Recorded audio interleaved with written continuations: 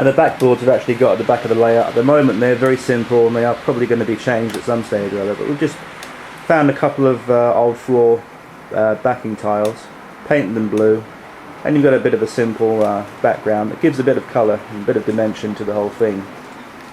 Over in the corner here we've got a little suburban row of houses here. A lot of work to be done on them still. But it's coming on, as you can see. We're starting to get the picture.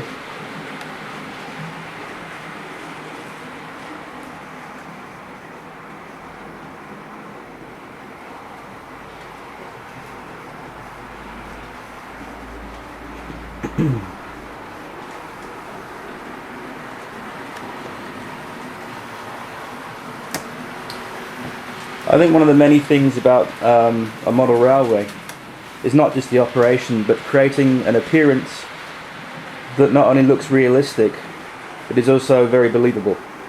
And I think the wonderful range of kits that you can buy nowadays on the market that are very, very, very simple to put together, just with some glue and a bit of patience, you can achieve some really nice buildings. For example, the ratio footbridge, which we look at here, is a very basic and simple structure. It looks quite complex, but in fact it's quite easy to assemble. And again, it adds a bit of dimension. The latest item that I bought a couple of days ago, well actually about a week ago or so, was this Pico water tower, and I think it's quite nice.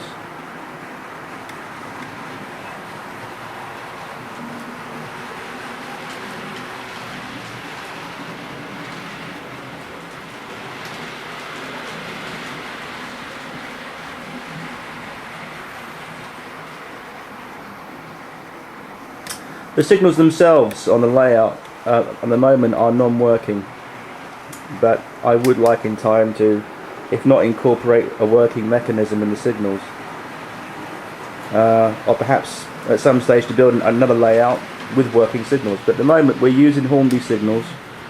They come ready-made, ready-coloured. Simply push fit them together and some glue to hold them in position. These are our basic signals on the layout.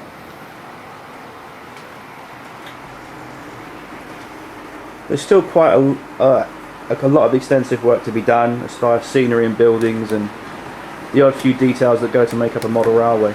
The sidings over the top right hand part of the screen, as you can see, with the loco showed at the end, the sidings need ballasting and there's a few little details to attention that need putting in there. But we're slowly but surely coming around to bring in the detail. And here's the view from the top of the layout with the hilltop windmill that I actually constructed. The hill itself started life out as an ice cream box that we simply added newspaper around and then we covered with modelling bandage and pre-coloured. And you've got an instant hill there, which gives a nice backdrop.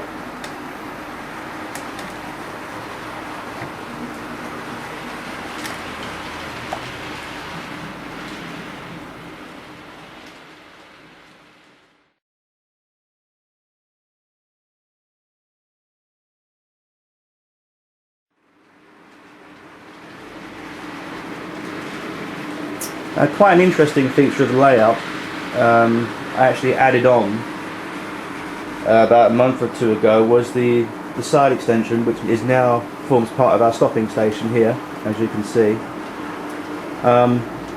What we simply did, we simply added a length of chipboard, which is quite commonly found as shelving units in most hardware stores.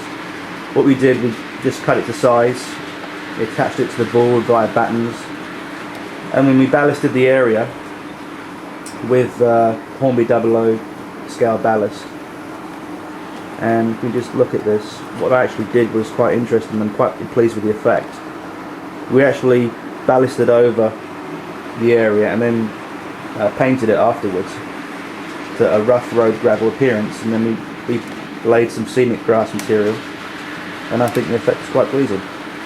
platforms themselves and canopies are standard Hornby push fit series components, and the booking horn station building itself is an old Hornby push fit series building, which was falling apart in my model box, and we decided to put it together the best we could and disguise the cracks with lichen and moss like it's an overgrown, very disused, underused station.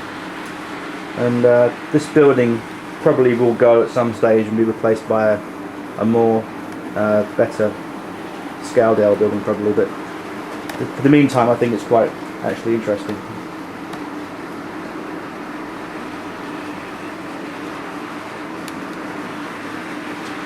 Now, looking at our buildings at the moment, we've got not quite a lot of space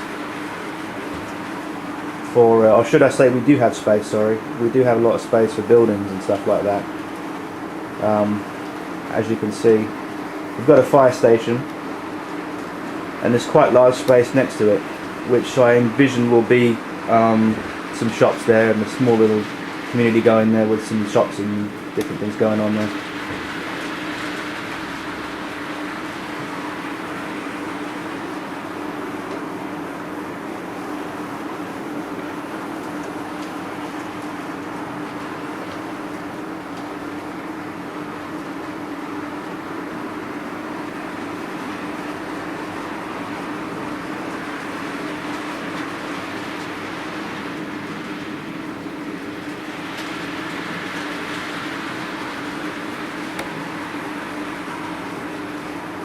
And one of the interesting features of the line is the tunnel.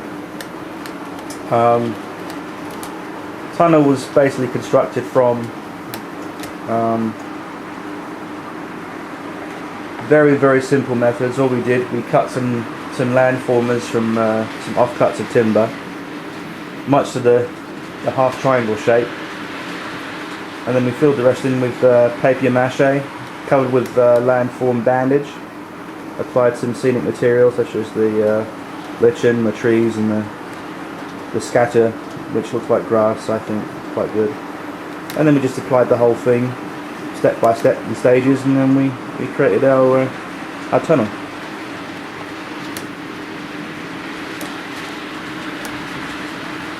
There is a lot of work to be done as far as scenic materials on the layout, and I think that there is a lot to be done as far as scenic materials and some more trees and bits and pieces.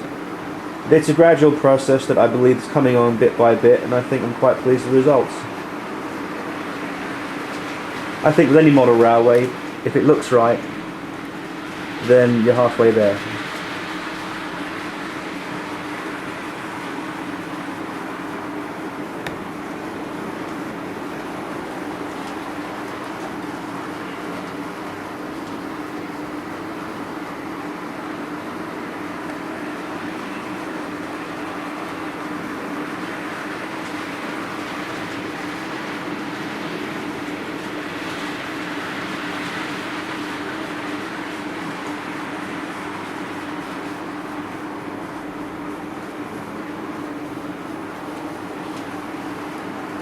One of the interesting features which I did a couple of weeks ago was I took some coal dust and some water and a dry brush, and I brushed the front of the loco shed, giving this wonderful dirty appearance on the outside.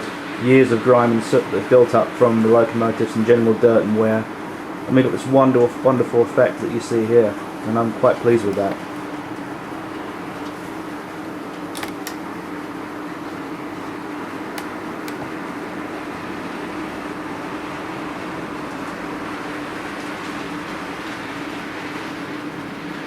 Let's see what's going on with the neighbours. I wonder what is going on. Oh look, there's the morning mail being delivered.